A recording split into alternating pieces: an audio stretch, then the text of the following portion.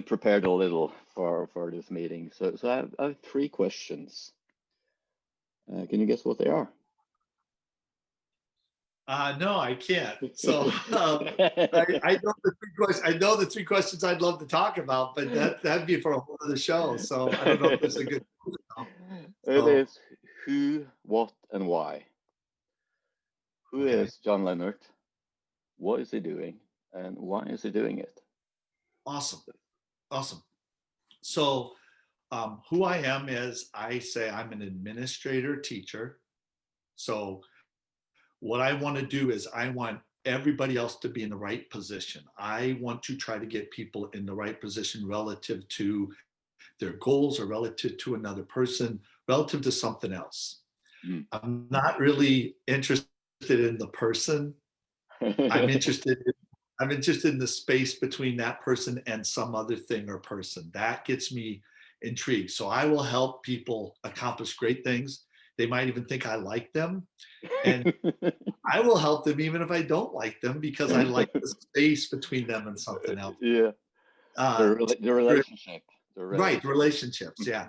Teacher is what I do. So I always give the why. That's what gives me energy.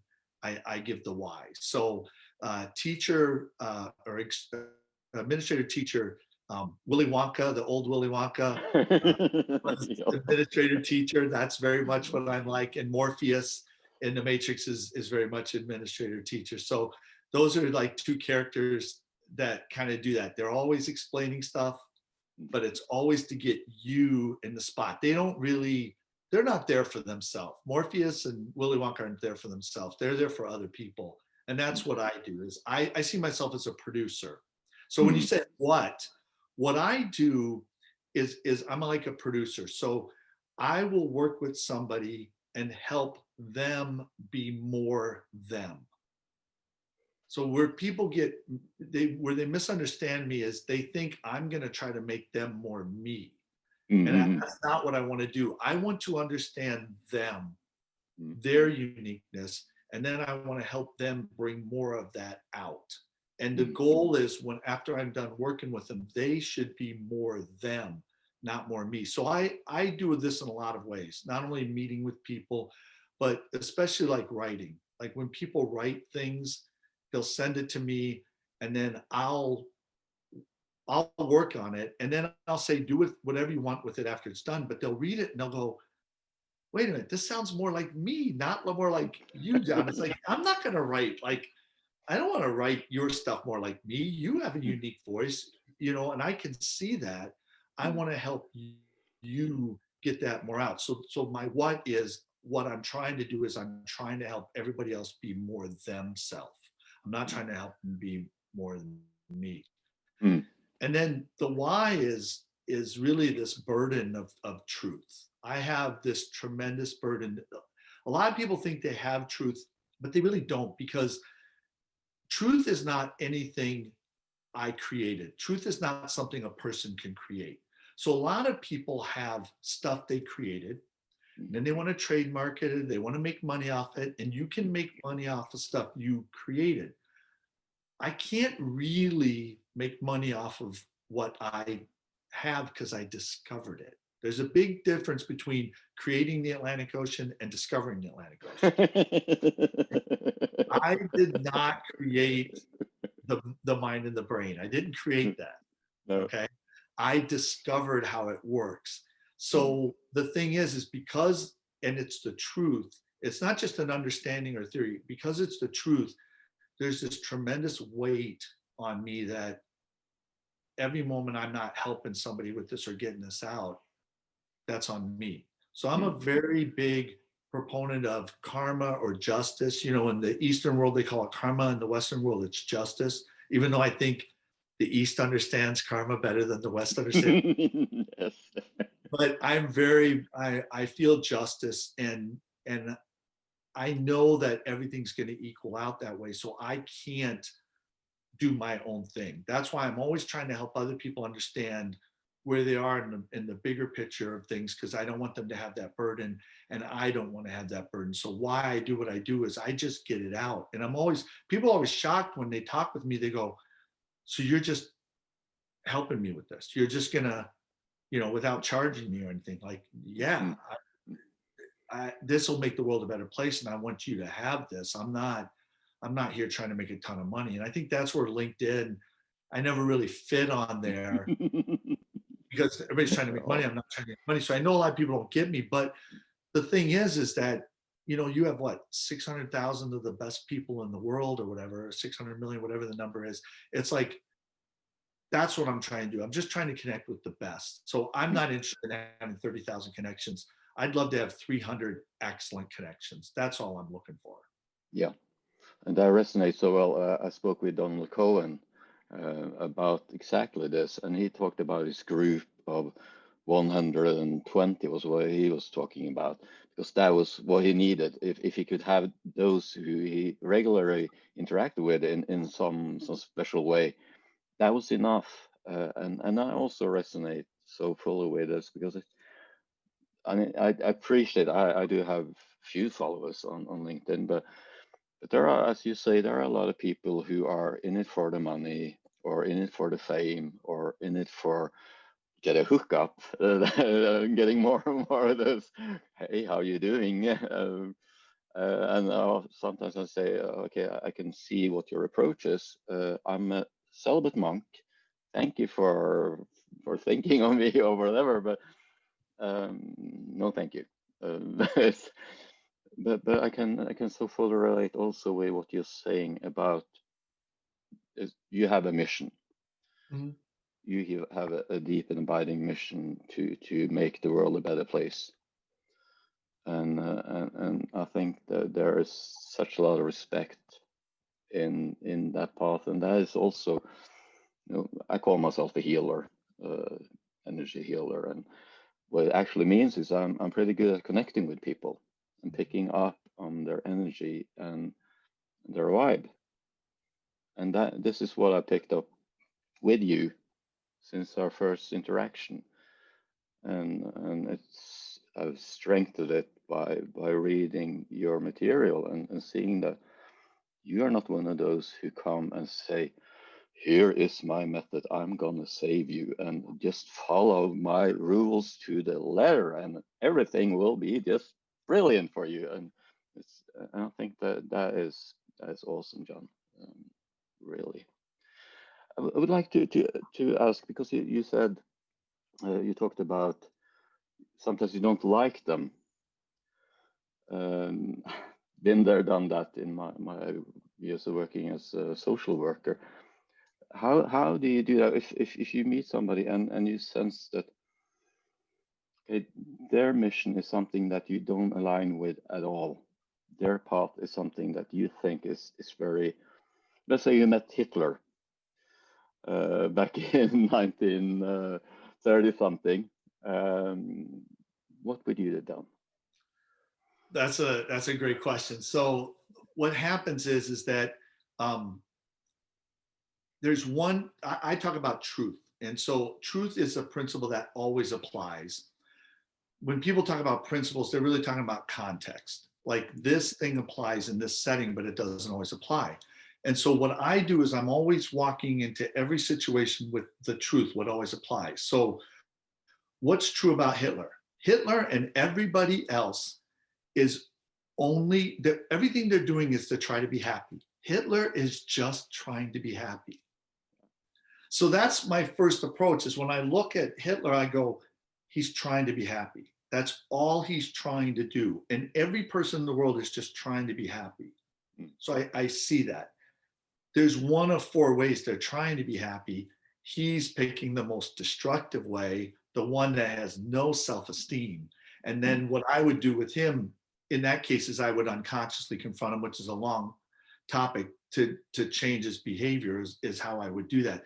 But so talking about people not liking people though in general though is, I walk up to people and I'm saying, this person's just trying to be happy. How are they trying to be happy? mm, And there's, like I said, there's one of four ways that they're trying to be happy. They either wish other people harm, which is what Hitler was doing. They mm, want to avoid all tension. mm. They want to achieve some great thing, which is a lot of people on LinkedIn. I want to achieve this. But our brain habituates to those three and it never lasts. the only thing that lasts is our uniqueness coming out, is whatever happens in our context, if we respond by bringing more of ourselves out, we'll never get tired of that. So the two things I'm always doing when I deal with somebody is I'm figuring out where their brain is wired for happiness, and then I'm trying to figure out their uniqueness. And my only goal is if I can pull out more and more of their uniqueness, the goals and their missions will change. So even, Hitler's got this horrible mission, really. Mm. The thing is that he's trying to do something, but he's going about it the whole wrong way. And the thing is that what is it he's trying to do? And what is it inside him? Because he was an artist. Mm. Failed one. That's, it's Yeah, like, I why know. are you trying to do anything in the world? Why are you doing art? And one of the things that in Colin and I are going to be doing a bunch of videos on art, because I'll talk to people, art is the unique expression of truth. So when you express your truth, it is art. And I always say people can hurt each other, thinking they have art, but they don't. Well, and they'll go, what's the opposite of art? I go, propaganda. Mm. Oh, Propaganda is the expression of something that's not a truth. yeah. So you look at it, it's like, why did Hitler go so hard down the propaganda road? Because he was an artist and he got turned around and he got destructive. There's a way to reach that person and help them do the thing they're trying to do. Mm. So every person, Colin and I did this whole thing about stories. Every villain thinks they're the hero. And they're focused on everybody else and they're looking for a fight. Yeah. And when we basically, that's called the negative arc. When we get off the negative arc to the positive arc, we go, I'm the villain. Mm. And I need to not focus on other people and focus on myself and figure out what's in me and bring that out the right way. Hitler never got on the positive arc. That is very, very good. It is also like, when working with healing, we often talk about you have to heal yourself first and foremost. If you're not healed, if you're not aligned with your values, with your uniqueness, with your gifts, how can you heal others? And to me, it's also like, because I've been thinking a lot about healing. I've been healer for many years. I didn't speak about it. It was like taboo because I met so many of the I'm gonna heal you and just give me all your money and all your power and everything will be fine. And I'm not very much a fan of that approach, because healing exists in if I was working with you, it exists in you. It's about you discovering that you have the power to heal. It's not me. I just need to remind you sometimes. But was where I was going. It's to me, healing is about love. It is about sharing love for people, and that is also what I sense from you. This comes from a deep urge to share love, and I think that's. How did you enter this path? What made you? It seems like a pretty narrow and also steep path to follow. Narrow, steep. I like that. Yeah, I was a chemical engineer and a chemist, and I worked for all these consumer products companies making new and improved products. And what happened was I started modeling these products in all these dimensions. I was working on a laundry detergent that had 31 ingredients. So to model that, you have to make a model in 31 dimensions. Mm. And I found I could see in 7 dimensions. So what I did was I modeled this formula out 7 dimensions at a time. And when I started doing that, I started realizing that I'm more of a modeler. I'm not a problem solver. I'm a modeler. And I thought I was a project manager for a long time, but I'm a modeler. Mm. And so I was working on that, and I ended up having this issue brought up, which we had these air fresheners that you plug into a wall. They worked for 45 days, but people could only smell them for 21 days. Mm. And the company asked me to figure out how the brain and the nose are connected, because animals don't have this problem. Mm. We all have this problem. Adaptation is 21 minutes after you walk into a room, you can't smell the room, no matter how hard you try. Habituation is 21 days of walking into the same room. You can't smell your own house. You can't smell that room. And they had no explanation for this. This is 25 years ago. Mm. And I came up with a bunch of models and I figured out what's happening. And when I understood that, I understood that everybody's model from the brain was wrong. Mm. It was backwards, and it was a trade secret, so I couldn't share it. So all of Okay. a sudden, 25 years ago, I'm sitting on this information that everybody's model for the brain is exactly backwards. Mm. Because everybody's got this model for the brain like it's a computer and it's conscious. Mm.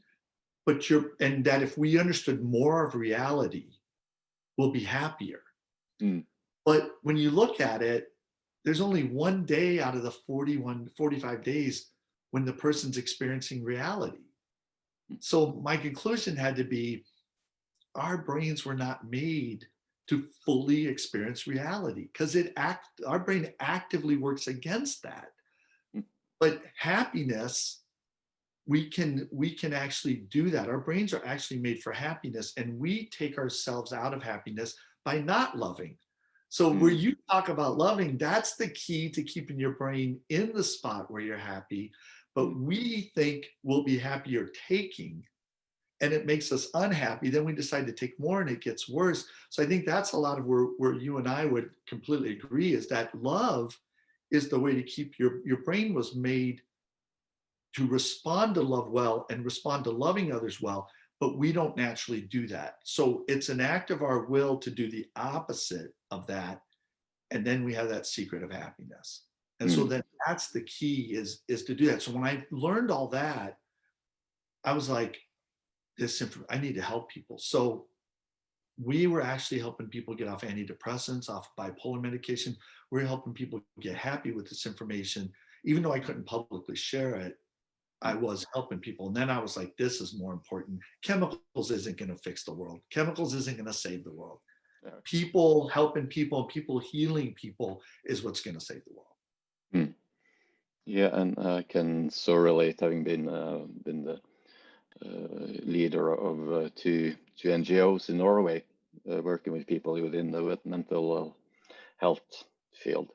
And I so fully agree, because that is a problem with, often the medications that they help people at first, then they do get habituated to it, and they have to increase the dosages, and it's often like, because it's such our brains are so amazingly put together, the way all the neurotransmitters work and everything. So just raising the serotonin or dopamine or whatever you're raising, that is like shooting sparrows with a cannon or a shotgun. It is really dangerous, because I think it would be, if they could change the thinking into short term. Okay, what can we do within the 21 days of the first approach, when you meet somebody who's in depression, who's suicidal, who is whatever, wherever they are in what they call psychosis, which I don't really agree with, but never mind. Then we can really create lasting changes, because then we have a period of time where we can go in and we can say, okay, what is your why? What is your passion? Where are you? What do you need in your life? And we can give them a little kick with the drugs or whatever they need.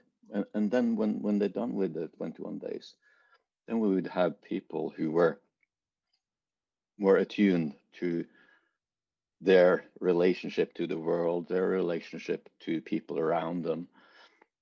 Then we could really heal people. Right. So Yeah, I'm gonna go back to what you said about healing from what's within, because you're making a great point about the depression stuff. So what happens is that all these models for depression were, I have a chemical imbalance, so I need a pill to fix it. So something from the outside.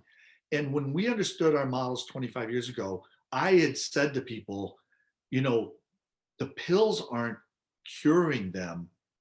Basically, what's happening is your brain is adjusting to the pill, and it doesn't matter what you take. When you first take a pill, your brain kind of lets you halfway up to see if you're going to fix the inner problem. If you don't, it makes it go away. And then, like 5 years later, there was a front page article on USA Today: placebos work as well as antidepressants.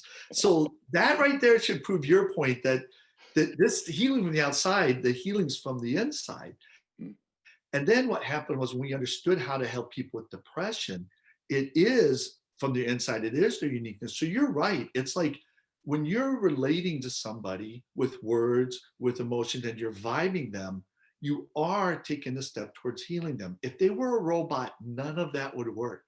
Mm. So that's the part that people don't understand. You know, what you're doing is half of the healing process. Is you are treating them like a human, you're vibing them, and you're giving them a stimulus to allow them to respond, and you're giving them love and allow them to feel that. The other half is within them. And that's why a computer is never going to heal anybody. Yeah.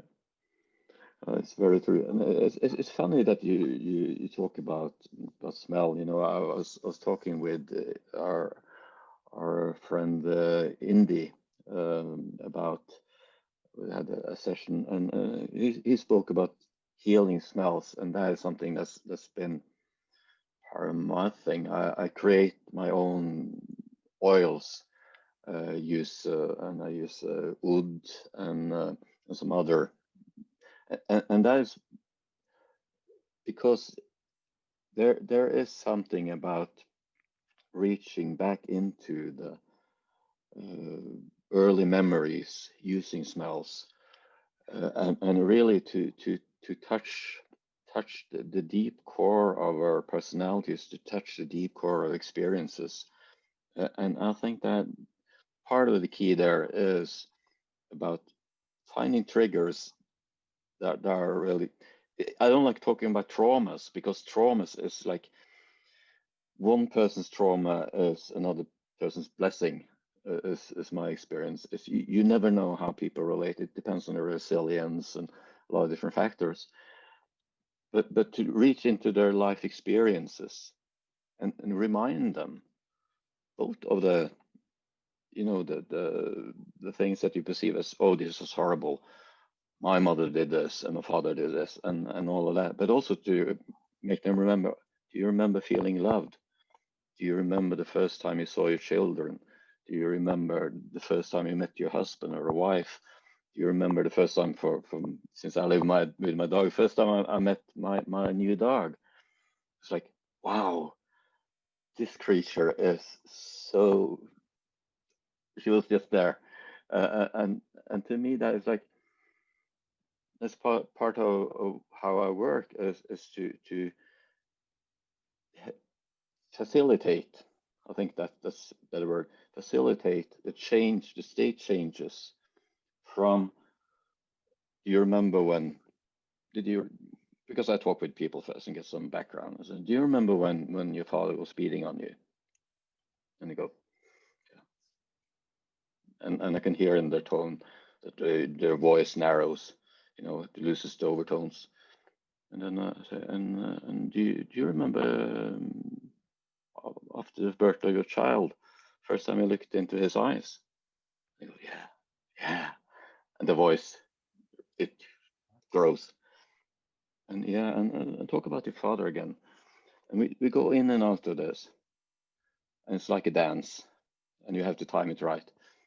And then it seems that there is some sort of integration that happens. I've heard people call it a reboot, when they see that they can choose to live in their pain. That is a choice that many people do take.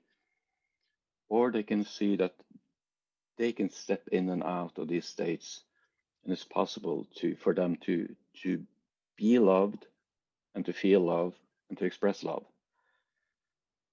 And then something's happen.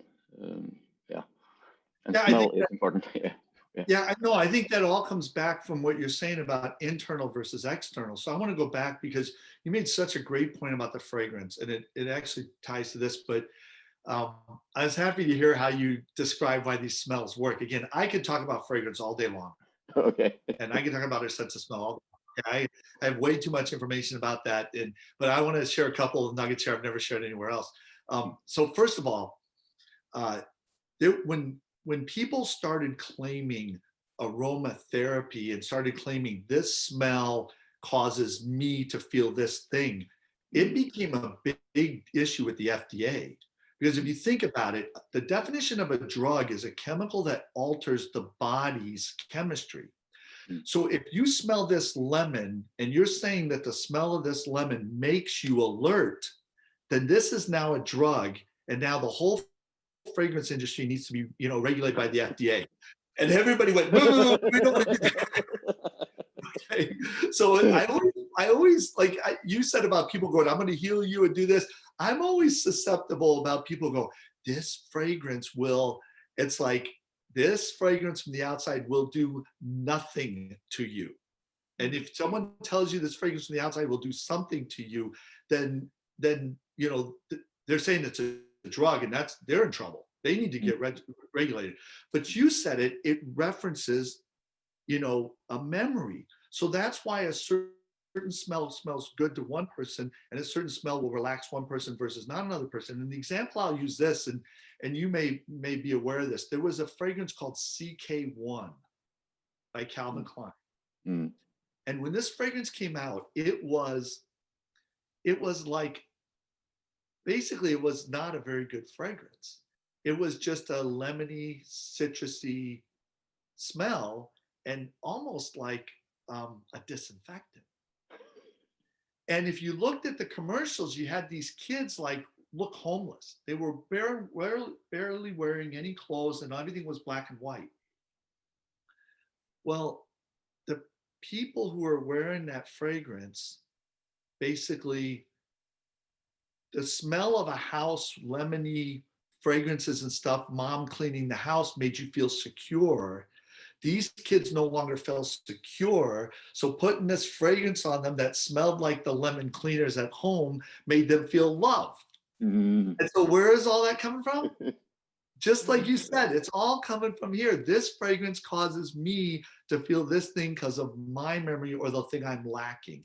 And that's how they sold that fragrance. They sold it to kids with the images and everything that was basically unconsciously reminding them, remember when your mom loved you and kept the house clean? You don't have it anymore. You're homeless and that way. So it still goes back to in here. If you're saying anything out here is going to, whether it's an antidepressant pill or a fragrance, is going to heal you.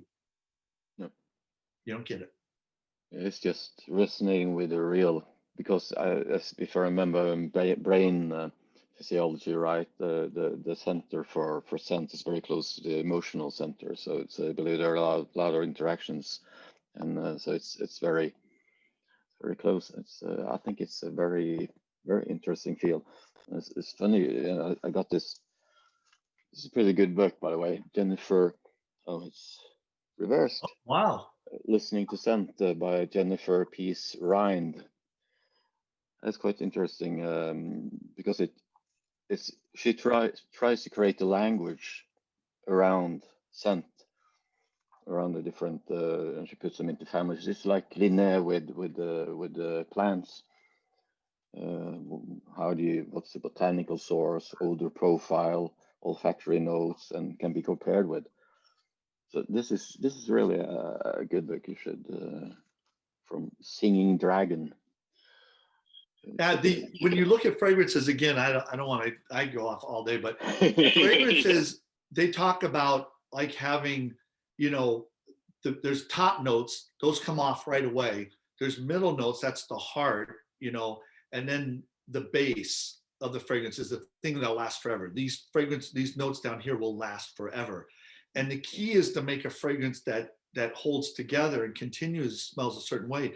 But when you put it on your body heats it up and it drives off the top notes, and then it leaves something else differently. So there is an order of those fragrances, and how they come off. And so what happens is you can kind of see like where people get used to or habituate to the top notes first. You know, it takes a while to habituate to like vanilla, which is like at the bottom. So yeah, there is that perspective, but tying it to emotion, that was one of the things I always wanted to do. And I left that company, but I did want to do that is tie those fragrances to emotion. Just like there's certain notes on a, you know, when you play a certain note and it can make, or certain chords make you feel up or down, and that's unconscious. I do believe certain smells like up or down, like based on whether they're top notes or whether they're bottom notes, like that. And the same thing with music. And there's a lot of language that's the same with fragrance and music. So when they make a certain smell, they call it an accord, because it's like a bunch of little notes together, like a chord of notes. And so there's a lot of language with music, and I love music. I can't play it, but I love music. And so the music and fragrance are actually very, very meshed together. It's too bad that we are not next door to each other. I would have made a sleazy, what would sound like a sleazy suggestion. Would you like to come over and see my organ? And I'll show you my organ.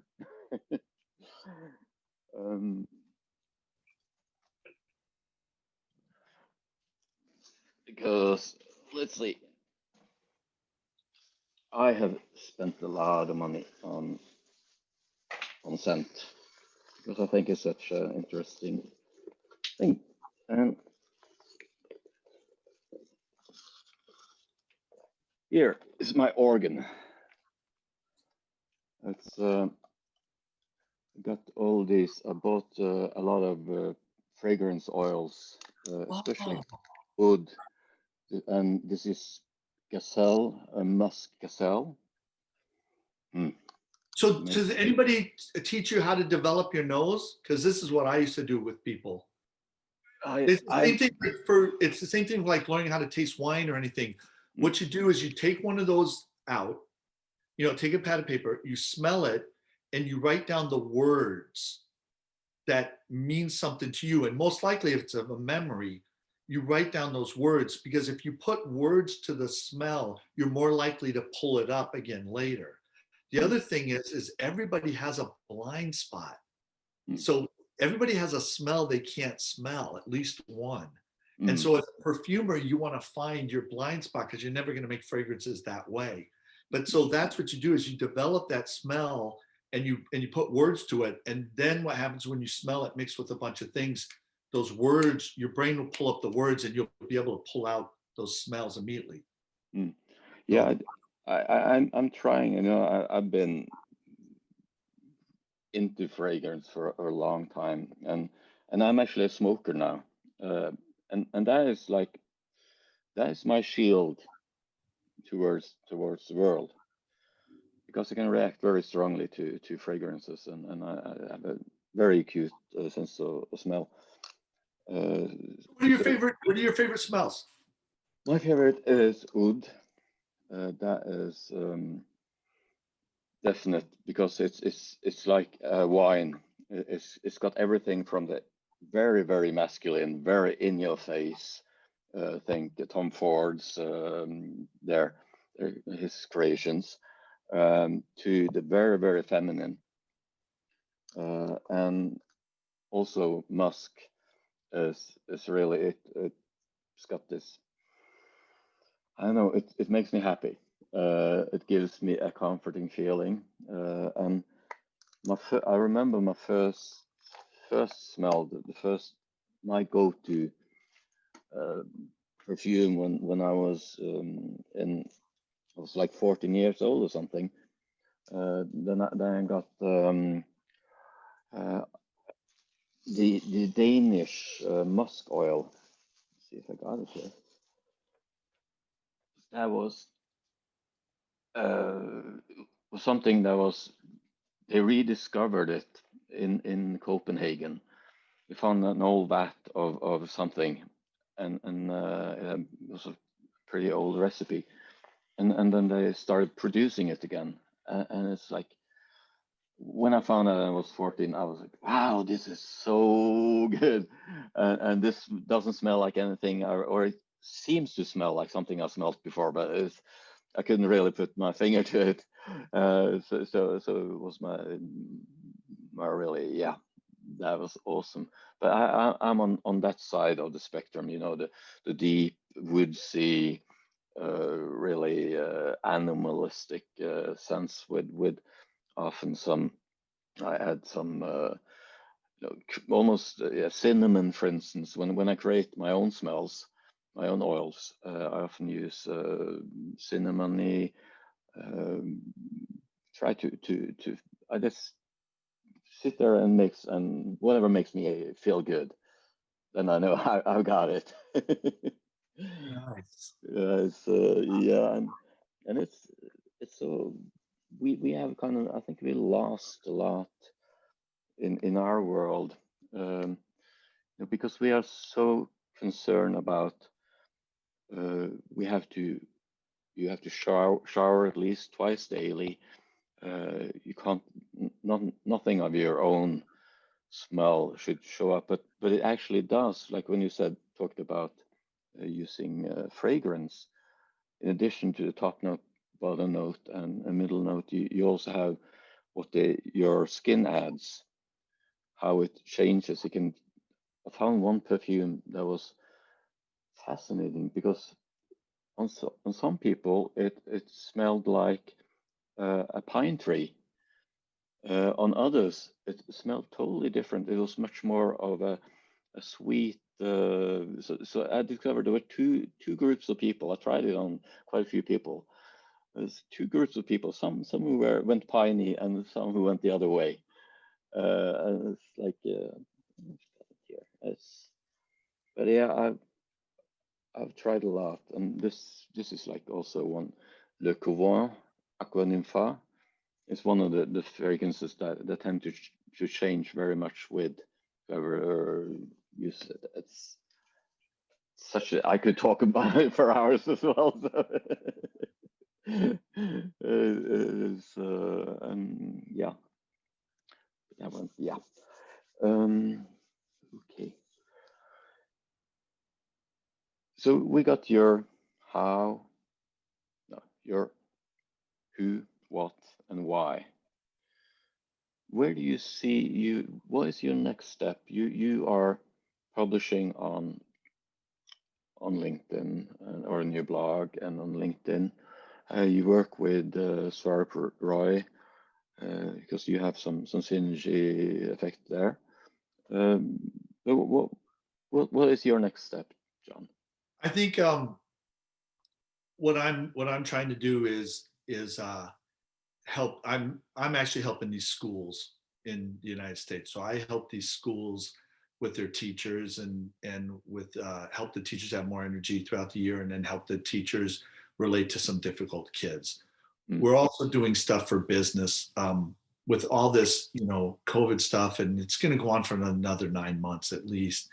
And so a lot of these um, companies need to help their workers get some resiliency and get some energy because people are just crashing. So we're doing some things to reach out to them, et cetera. The stuff I'm doing with Swarp Roy is really, that is like, I would call that like super upper level stuff. It is definitely not for the normal person. I would say it's for a 1 in a million type person, because we're going to walk through this truth situation. And he put me onto this, autobiography of Gandhi, and he put me onto Power versus Force. And Power versus Force is more like me, which is more scientific. Gandhi is more like you and Swarp Roy, which is more experiential.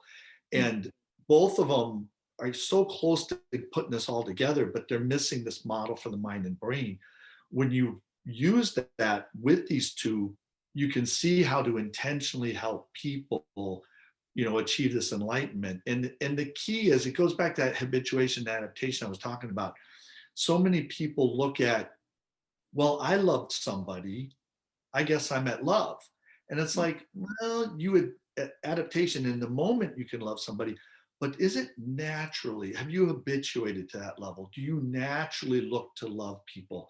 And mm, that's the thing is I want to help people do that.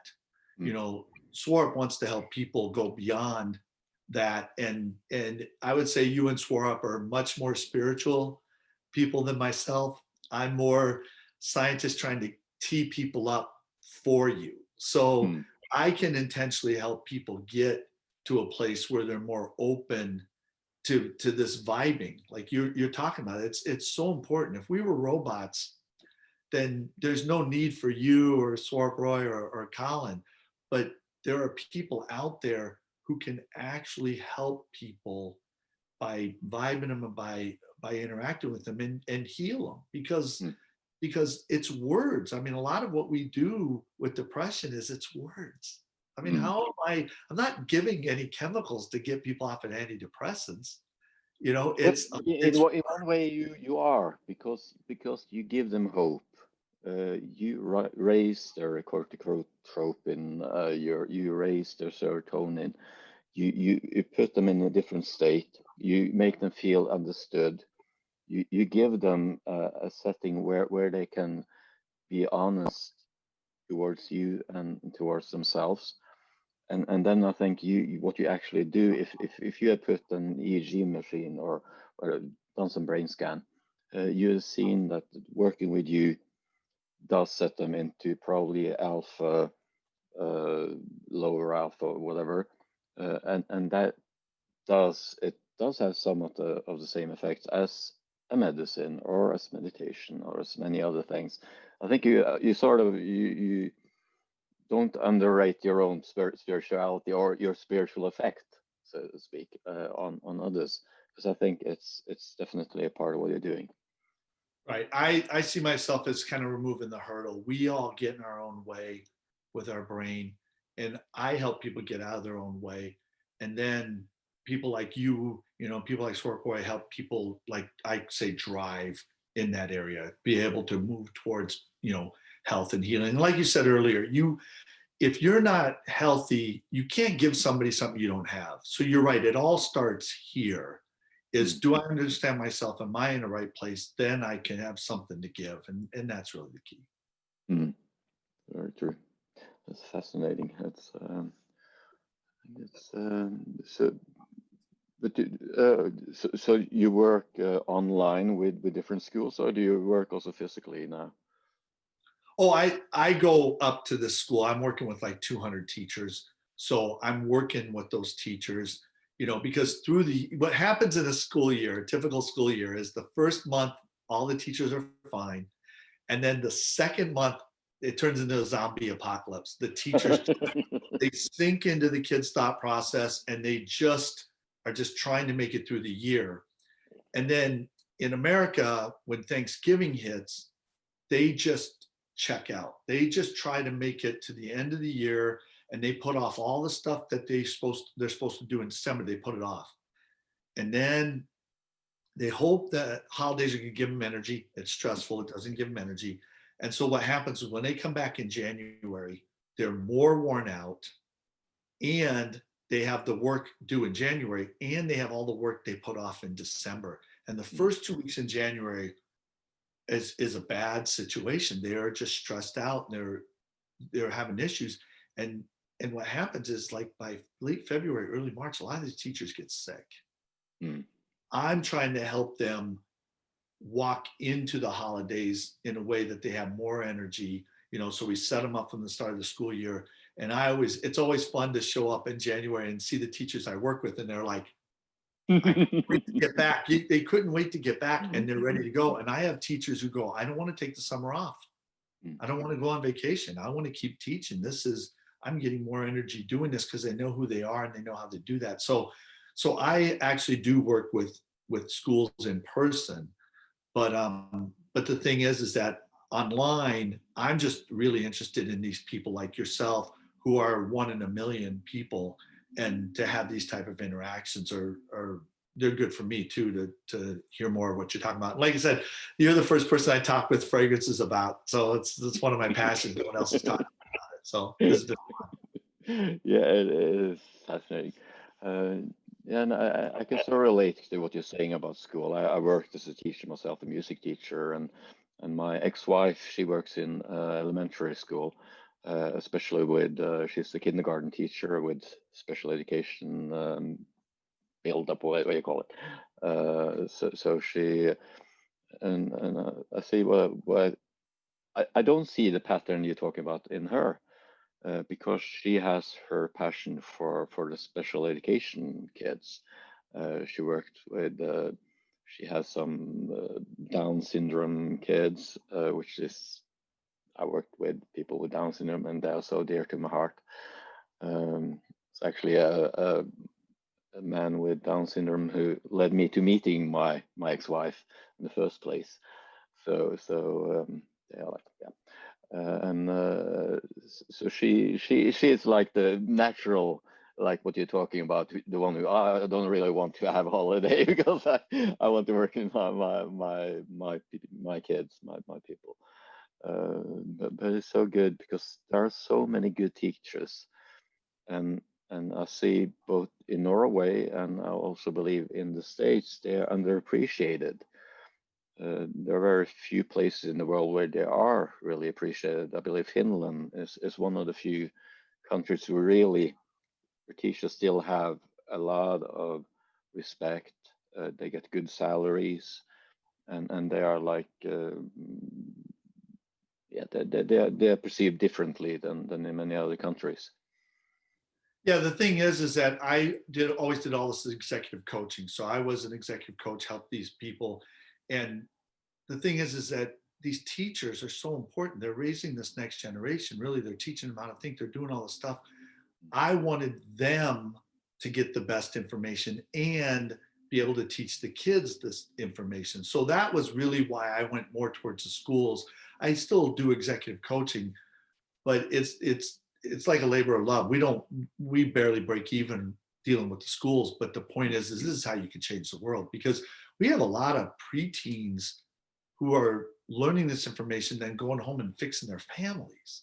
Yeah. I can walk into somebody's house and try to teach the parents. They're not going to listen to me. 12-year-old starts teaching them, they'll listen to that. So that's really, to me, the schools is where you can change the world. Yeah, and this relates so much to Gandhi, I think. You know, Gandhi went out, or Jesus, or many of the other, my idols. You know, when people teach by example, when a child comes home, and if there's some situation, and interact with, okay, and they don't go into like blame mode or anger mode, fight, flight, whatever. Just okay. In a situation that many people go, ah, that teaches the parents such a lesson, and that is something I'm very into when it comes to therapy or healing, or call it whatever, coaching.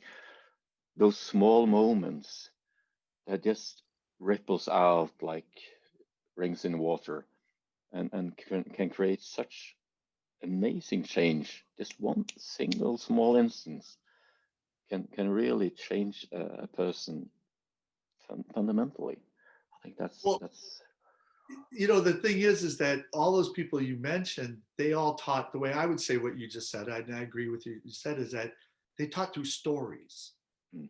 They didn't teach directly, do this, do that. They taught through stories. And what you've described about how you deal with people, tell me about your father, tell me about, like, you're talking in stories, or you're getting them to talk in stories.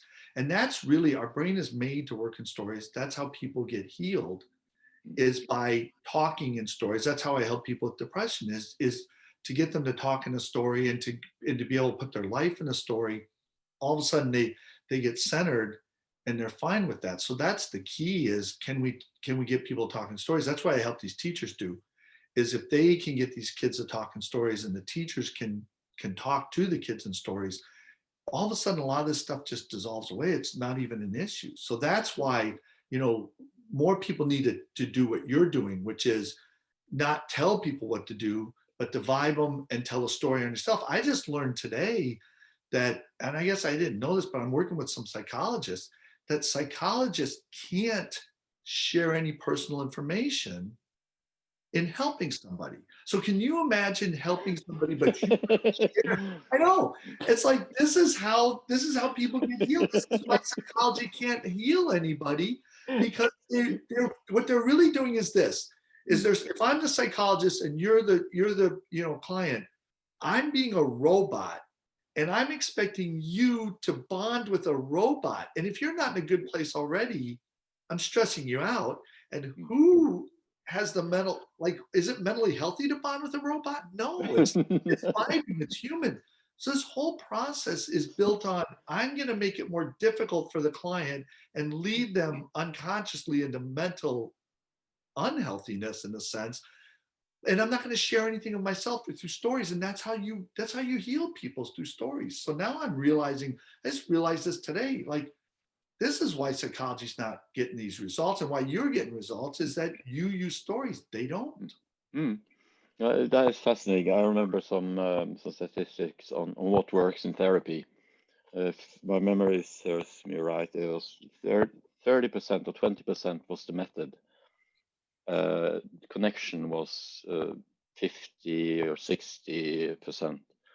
So if I actually go and I am a monk and I'm a therapist and I'm a healer and I'm going to heal you and I'm going to my this, or instead if I go and say, like, talk about, okay, I can relate to what you're saying. I had experience back then and I also felt awful. What you're saying relates to my life. And of course, there is a fine line because you don't overshare either. It is like when this is something I've spoken about with a lot of therapists or people who work in institutions.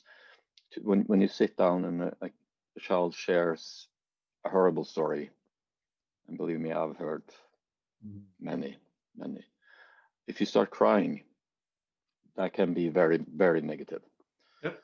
What you're saying is, your story is so horrible, I can't relate to it without crying. Right. And you're just retelling it.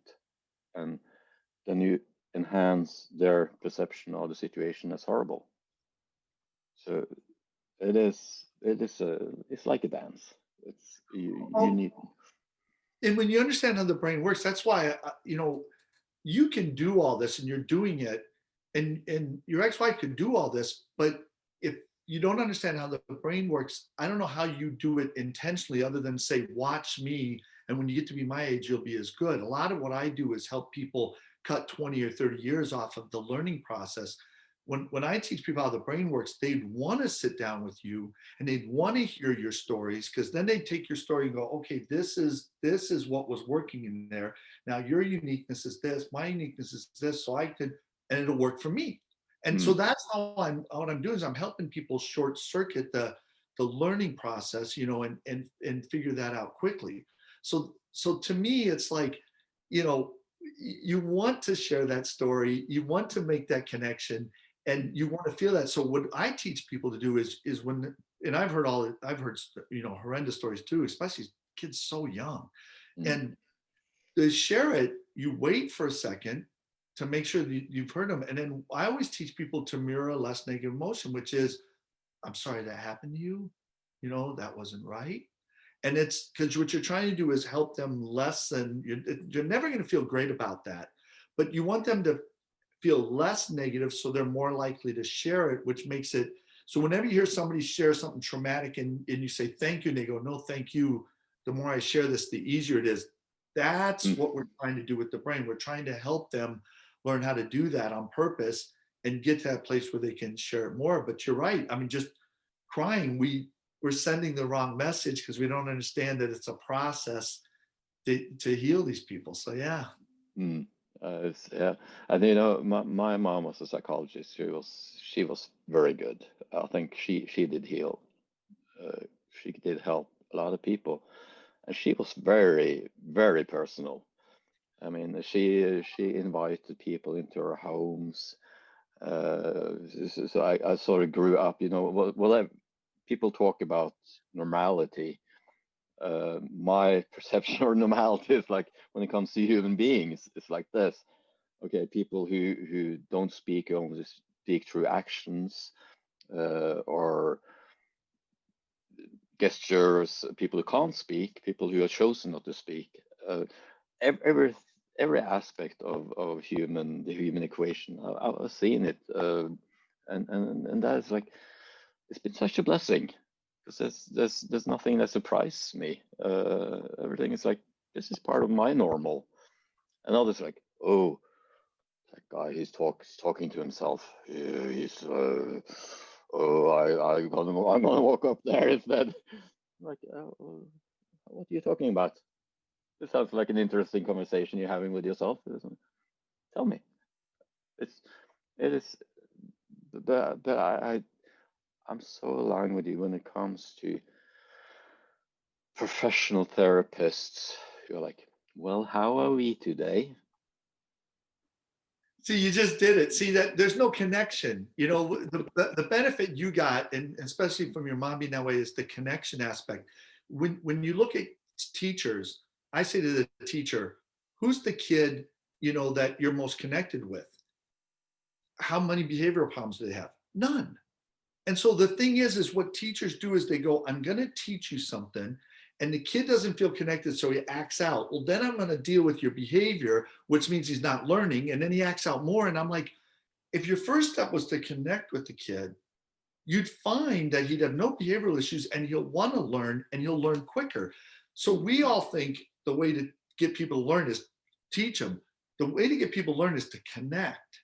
And then, and it's the same thing, it's what you realize already about healing, is the way to heal people is not to do like you said, it's to connect, and the healing's an effect. So that's, you know, that's what I would hope people would learn. You're already doing that. You don't need me to tell you that. But for you to explain it to someone else so they could watch you and go, oh, I get it, and they could learn it quicker. That's what I'd say to them, is I'd say, look at how he's connecting, and the healing's an effect. Don't focus on healing people, focus on connecting. And that happens. I say the same thing with the teachers. Focus on connecting with the kid, and the learning will happen as an effect. Yeah, and my group has always been the ones who acted out, the toughest, you know, those who really went in for the kill if they met the opposition or whatever. And I remember I was quite some few years ago, when that's 20 years ago or something. This I was a music teacher, and because I was working with kids who were so pubertal, you know, they were all, their hormones were like this, and they were always it was a lot. So I started doing meditations with them. And I had them all lie down on the floor, and I walked around and I spoke meditation, put on some Bach or Beethoven or whatever, and it worked amazingly well. They came and they said, "Oh, I really appreciate it." But then there was this one kid, and he disrupted everything I did. So at one time, that was one of my pivotal moments. I asked him to stay after class, and I said, you know, what you're doing, you're destroying my teachings, my classes. You're destroying for everybody else. You know what you're doing makes me want to just punch you in the head. And that is like, okay, you don't do that in in a school. You don't say that. I said, yes, I understand that, Håkon. My dad's been doing that since every day since I was born. Okay, so then we sat down and talked some more, and there's a lot of stuff with principal and child welfare and everything. But that was, I often wonder how it went with him. He was brilliant. He had an ear. He had some learning disabilities. He had an ear so he could listen to your car and he would say, "This is a doodad in underneath wherever there. It's got a slight problem. Oh, there's a Volkswagen who's driving by now. It's a 1986 model." That was his level of acoustic attention and ability. He was great. But that was, you know, that really struck me. I don't think I can just see where I was standing in that exact moment. And this is like 30 years ago, more. But the sentence you said, so here's the key, is you said, it makes me feel like, so you didn't hit him. No. And you didn't say, I'm going to hit you. You shared your feelings. And it's, think about it, that's just, it sounds like a nothing sentence. But I would say when you said, it makes me feel like doing that, what drew him in is my dad feels like that and does it and doesn't express it or doesn't stop at that place. You're a safe person. You're feeling what my dad feels, but you aren't unsafe.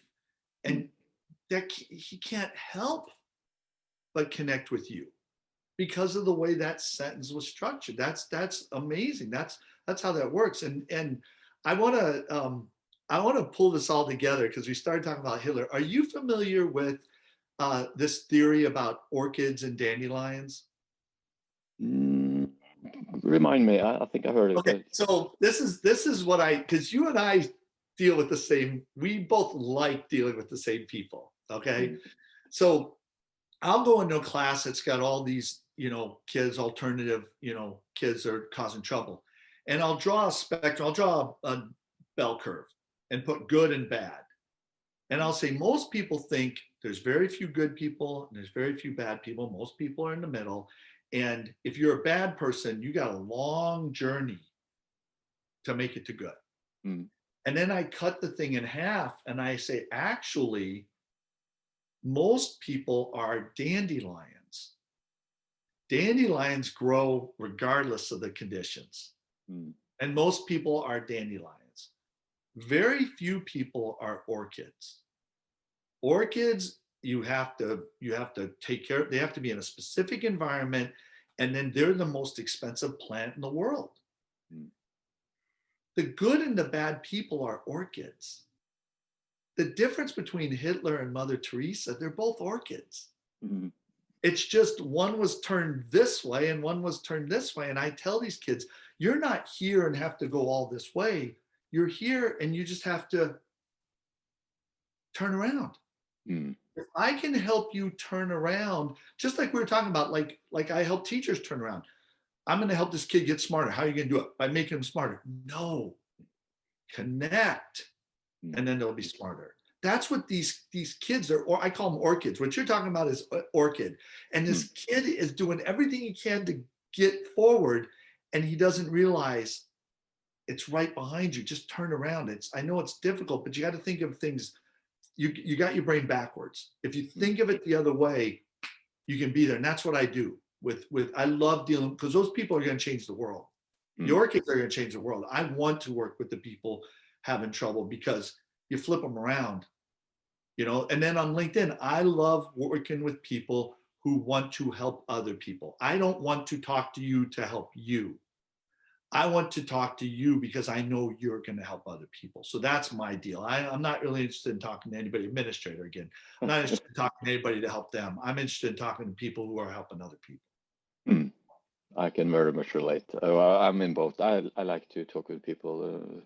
I think You care about by helping you care about you by helping others help others, you also help them. That's like it's just like with healing. Through me working as a healer, I heal myself. Whatever I'm doing, it gives me just as much energy, and it gives me a good feeling. It is good, when you, because I worked with, if you go into the SWORP area again, I worked with a lot of people who are in awakening phases, they are so scared. Many people are like, I'm starting to see things, and I perceive things, and I smell things, and it's like, wow, and my hands are warm, and I have these weird dreams, and I'm ooh, and that's good, awesome. Tell me more, and it's like, normalizing it and saying that yeah, I've been where you are. I've been I don't think I'm going totally crazy. I thought I am crazy. I've been in all these places, and I can also often illustrate quite honestly with my own stories, and to just when you see that, oh, I'm not alone. I'm not alone about feeling that my hands are warm. That when I touch someone, it's like it's because that is part of the connection is how I perceive it. Uh, we connect on different levels. We have our physical body, we have other bodies, other layers, and I don't know how many there are. There are many theories on that, but we can connect on different levels, and we connect also on the various like olfactory level, visual, all kinesthetic, all of the different ones. We also connect energetically. But when you see somebody just, it's like they light up and they're like, oh, that felt good to finally meet someone who doesn't like I'm totally crazy, because that's what I've been thinking about for myself, and that's what I've been told. Uh, it's it's a blessing. It's Yeah, everybody's body signals them to them different things. And so back to what I was saying about the smell, is you smell something and you write it down. What I teach people is if they have a certain feeling, like try to describe it out loud and try to put words to it, because then you're gonna feel it and you're gonna start figuring out when that is. Because we all have this truth detector, in us. These professional gamblers, that's how they gamble, is they know what their feeling is when someone's lying or someone's not lying, and they're looking inside. They're not playing the cards, and they're looking inside, because their unconscious can signal all that. So that's, you're right. Like we all have that, and you're right. Like Swarup is dealing with these people who are starting to have this awakening and realize, I'm feeling this, I'm doing this, I'm doing that. It's like, okay, now what's the process for learning that? Because like I say, this is what professional gamblers do. This is literally what they're doing to win money, is they're in touch with how their body signals different things to them uniquely. yeah. I was just yesterday I was talking with my daughter about, especially about the body, and that is my truth sense is observing my own body. If I, for instance, if I knock something over, then I need to, oh, what where is my imbalance now? What am if I, or if I misstep? It might sound a bit OCD-ish, I know, but it's like it's actually some thought behind it, that if I'm not aligned in my body, if I then I gotta think, okay, is there something in my emotion that is causing an imbalance, or is there something in my nutrition or whatever, or I haven't slept my 4.5 hours that I need? What is doing this? So it's all about being observant, and it's yeah, it's very fascinating. And what you're talking about, inner, what's it called, the inner seeing, it's got a special. It's not introspection, but um, I know it in Norwegian, but I don't remember it in English. We call it truth sense when you go within. Right. Introspection, I think, fits there. Yeah, it does. Yeah. So that's awesome. Really, it's very interesting to speak with you, John. It's and this is what I like about when somebody who you feel you can connect to, because they are coming at something that is important from a different angle, Right. and that is like that is feels so good. It really does. Exactly. That's what that is like. Is you look at things at your way and your uniqueness, and I want to encourage that as much as possible. Yeah, and that is reciprocal. It's like I really, because I really feel, when you've written a lot. I haven't read all of your material or watched all your videos, but I do really I really sense that you are close to something that is very, very important, and I think that you deserve a lot of respect for the work you're doing. You are on a good path, and I think that's something. And I can sense. I do have a feeling that your path has not. It has been steep. You have met a lot of naysayers and besserwissers and people who are you to speak about this? You are not from the therapeutic community. What is your degree in psychology or psychiatry or whatever? Don't come and tell us what's right about the brain. Do you have a slight feeling you have been there? Oh yeah, you're right. Thank you. Yeah. And I just hope that you continue to go and say that, well, you got your truth, I got mine. And it's appreciate, and that if you really can say that, and, I appreciate you telling me this. Thank you. I don't really care. I call it high self-esteem, but I understand that. And thank you. This has been wonderful. It's one thing to write to people and stuff, but it's always important to be able to talk to people and to share from your heart. So thank you for this opportunity. Thank you. It's been great, and so we've been talking for 1 hour and 20 minutes. It's been Oh wow. great. I gotta take my dog for another walk. I put her in another room because she's like the emotion sensor extraordinaire.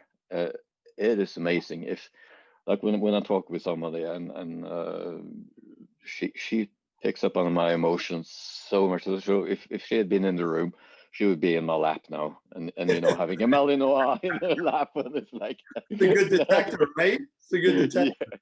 Yeah, and that is because I consider her my co-wheeler, and that is about she is part of my observation process.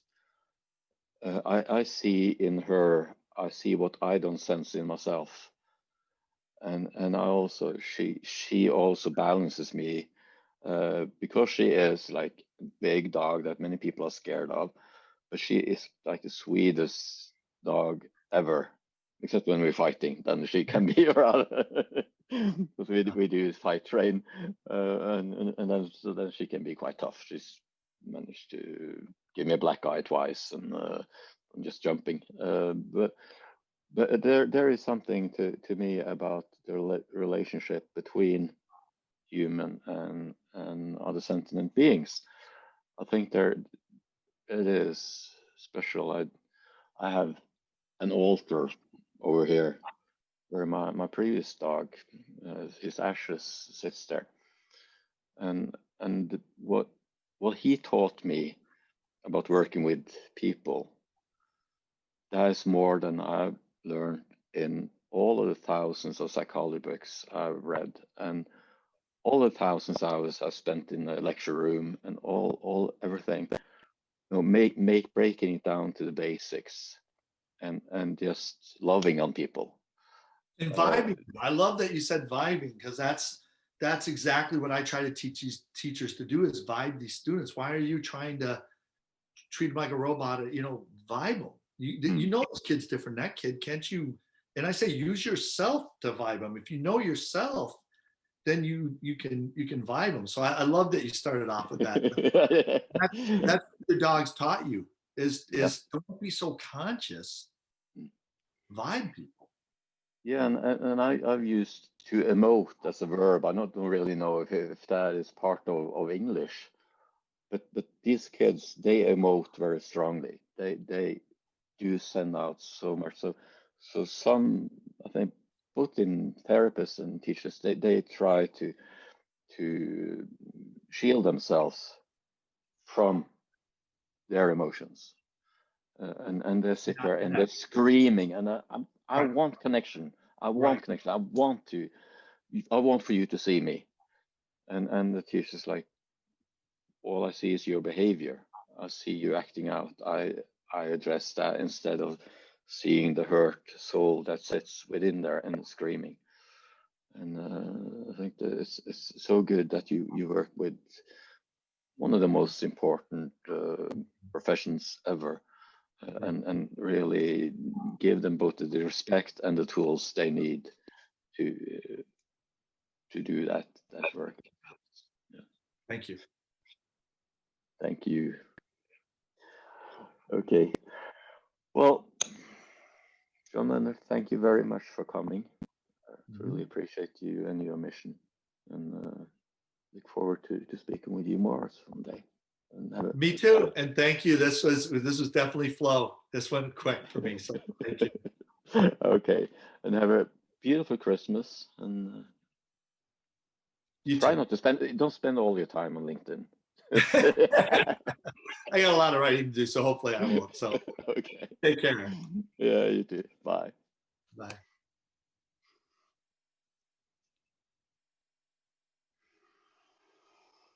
Hmm.